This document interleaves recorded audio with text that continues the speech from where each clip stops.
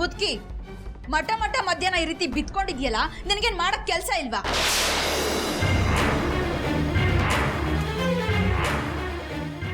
ಎದ್ ಹೋಗಿ ಅಡ್ಗೆ ಕೆಲಸ ನೋಡು, ಹೋಗೋ. ಯಾಕೋ ಒಂಥರ ಸುಸ್ತಾಯ್ತಮ್ಮ, ಅದಕ್ಕೆ ಮಲ್ಕೊಂಡಿದ್ದೆ.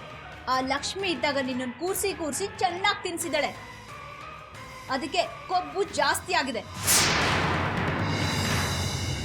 ಹೀಗೆ ಮಲ್ಕೊಂಡಿದ್ದೆ, ಅದು ಕರ್ಗೋದು ಯಾವಾಗ?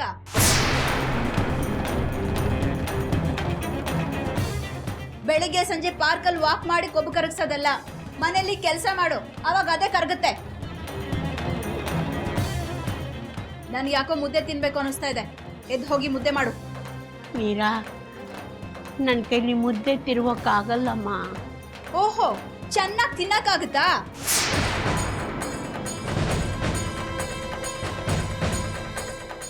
ಈ ರೀತಿ ದಂಡವಾಗಿ ಕುತ್ಕೊಂಡು ತಿನ್ನಕ್ಕೆ ನಾಚಿಕೆ ಆಗಲ್ವಾ ನಿನ್ಗೆ?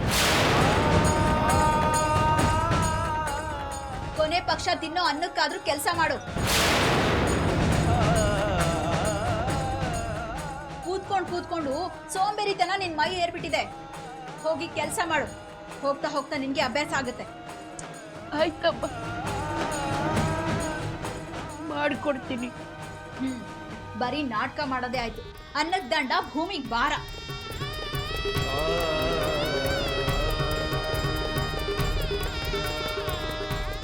ಅದ್ ಯಾವಾಗ ಸಾಯ್ತೀಯೋ ಏನೋ.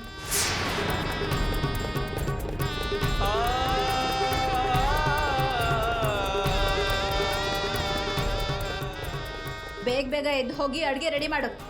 ಬರೀ ಇದೇ ನಾಟಕಗಳೇ ಆಗೋಯ್ತು.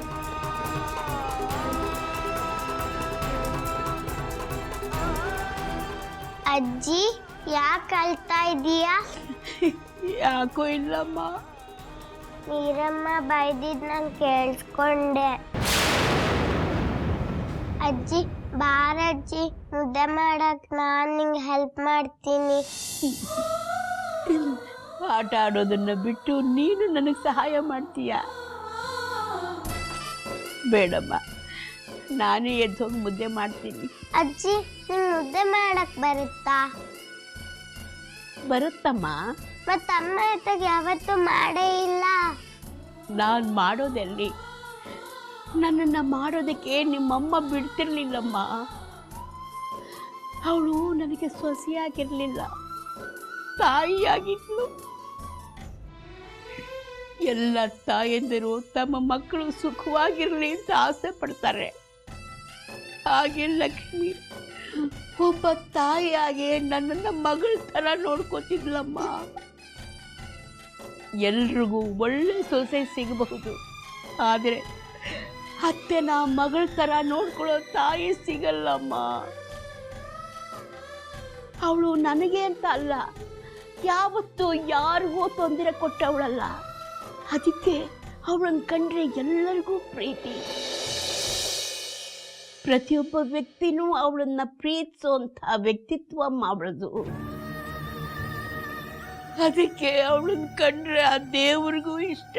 ಹಾಗಾಗಿ ಅವಳನ್ನ ಬೇಗ ಕರೆಸ್ಕೊಂಡ್ಬಿಟ್ಟ.